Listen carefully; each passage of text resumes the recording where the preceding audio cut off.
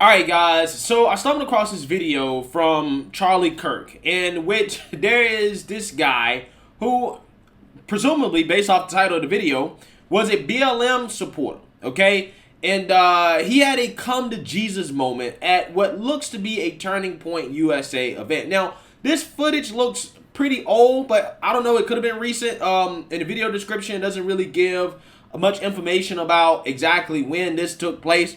However, what dude is saying is very profound, and I think it is what a lot of people realize when they wake up and understand, okay, the Democrat Party does not have the best interest of black people at heart like they claim that they do, right? Not even just Democrat Party, but also movements that claim to be for black people like BLM. They don't have black people's best interests at heart either. And let's be real, even though they're ran by people with black faces, they're funded by white liberals, right? White liberal progressives that are aligned with the Democrat Party to push ideology and values on black people that even black people don't really agree with that much, okay? Because at the end of the day, for the Democrats and the woke progressives, control comes from destruction, right? Breaking down the family, okay? That's why BLM is against nuclear family, because they don't want a strong father in the house, right? Because a strong father in the house with a job, right, that's taking care of his kids and his family, yeah, they're not going to be dependent on the government, aka dependent on the Democrat Party, which means that they're not going to be as likely to vote Democrat, okay? So with that being said, I want to go ahead and just get into what this guy is saying in his come to Jesus moment when he realized just how toxic movements like BLM are and the Democrat Party. Let's take a look. But I'm just saying, I've been researching Black Lives Matter, and I've been understanding the politics and how they're funded by white liberals. And recently, I've been feeling like they're white liberals in blackface because they're...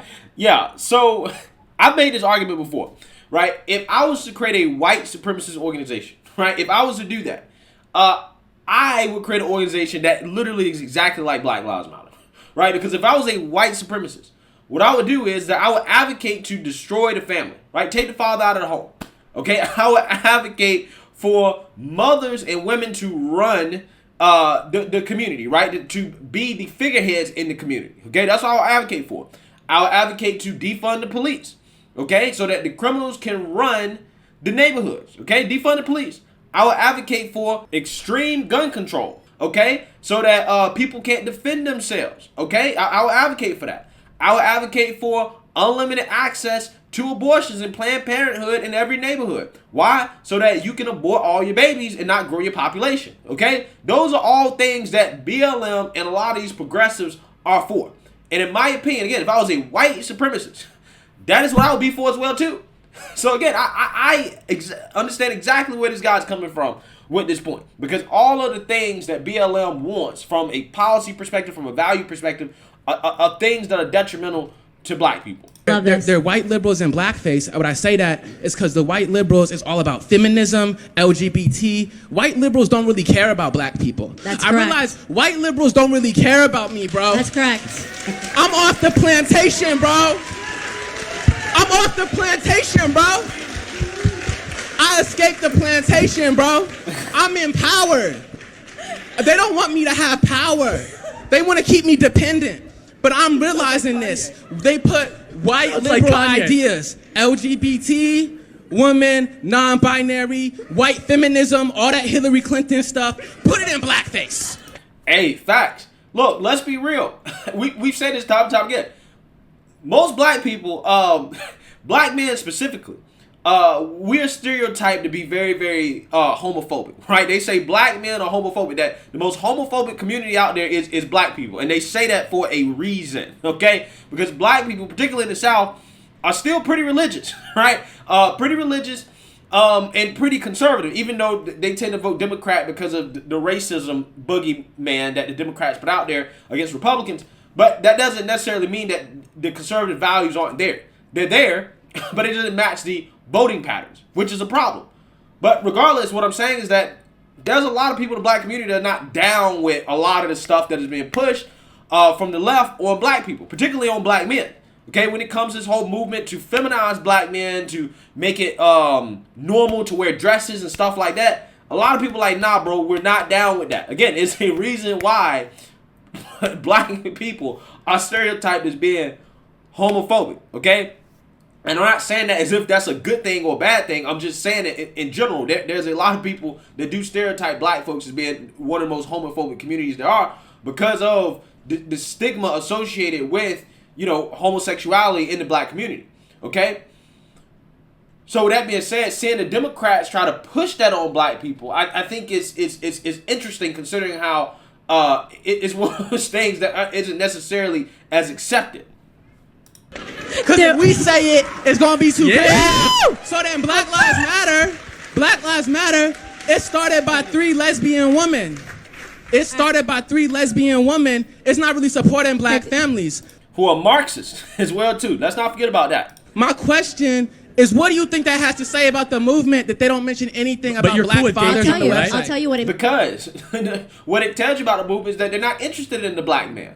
They don't want to empower the black man. The truth of the matter is, if you're going to have a movement that claims that you're trying to help the black community, anything that you do has to be focused on demand, right? Because the reason why the black community is the way it is because of the downfall of the black man, okay? So if you're not empowering the black man, then you're really wasting time, okay? That's what's happening. And the government has used the black man being taken out of the household, right, to create dependence, particularly when it comes to black women, okay, in which you have a lot of people that have a culture of growing up in poverty on government assistance like food stamps, things like that, that keeps them voting Democrat and keeps them obedient to the Democrat ideologies, receptive to ideologies and values that otherwise they don't really agree with, right? But because of that dependence, it makes it so people have to open their ears and listen, right? And the way to do that, the way you get that type of dependence is that you have to remove the provider from the house, right? You got to remove the provider from the house, okay? So when you have a movement like BLM that comes around and say, we want to disrupt the nuclear family, and they raise a bunch of money off the backs of dead black men, but they never mention anything about black men in general, empowering the black man. There are no black men running the organization. That is a huge red flag. Huge red flag. It means, right? Nothing so about black fathers. First off, if I can just say, woo, another one off the plantation. They got a problem. And this is how it starts, right? So this is how it starts. So what he said in the beginning is really interesting. Is he said, originally, I liked Black Lives Matter. Me too. Why would I be opposed to that? Black Lives Matter, right? Of course they matter. So you have to understand about the left. They are incredibly good when it comes to linguistics. They use euphemisms, right? Planned Parenthood. Of course I want parenthood to be planned. Oh, by the way, we're actually killing 800 black babies every single day. Yeah, I mean, well, that's all politics and legislation, right? Like, who wouldn't want the American Rescue Plan? Okay? Again, it sounds great. America definitely needs to be rescued. Okay? Until you realize that, damn, spending $1.8 trillion and putting it into an economy that was shut down and stimulating demand too much causes inflation. Again, politicians love doing this. They love naming these bills after things that people can't disagree with in regards to the name of the bill at face value.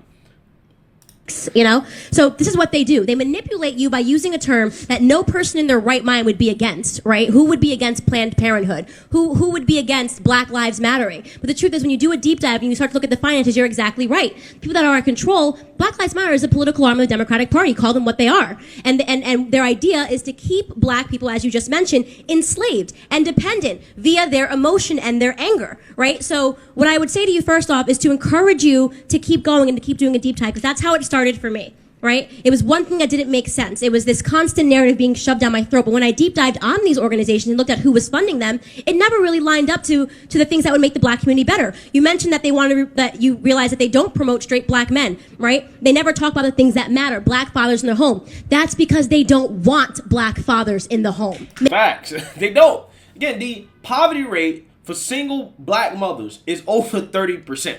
Okay? Over 30%. 1/3 of single black mothers are living in poverty. We all know how poverty contributes to crime and how those things work together. Okay? Now, if you're a married couple, the poverty rate for married black couples is less than 10%. Okay? It's less than 10%. That is your cure for poverty right there. A mother and a father in the same household, preferably both of them working.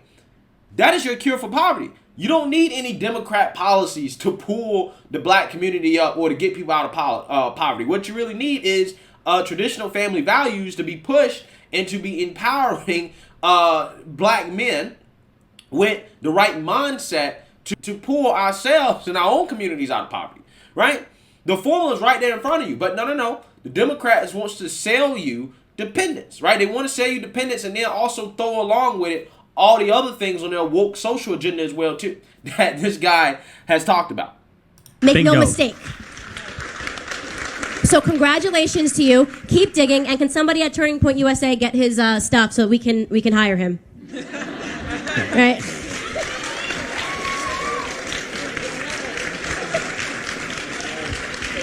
Yeah, that was an incredible moment. Again, I don't know exactly when that was. I don't know if that was recent or maybe, 4 or 5 years ago. It doesn't matter. The point is still the same, right? That a lot of people are starting to wake up and realize how toxic Democrats are and how some of these woke organizations, these so-called social justice movements, that they're not really what they claim they are, okay? They're simply a Trojan horse to push Marxist ideologies and toxic ideologies on people that simply is designed to keep them dependent on the government and by extension of that, the Democrat Party. Okay, so let me know what you guys think. Make sure you like, comment, and subscribe. Most importantly, share a black conservative perspective. Peace.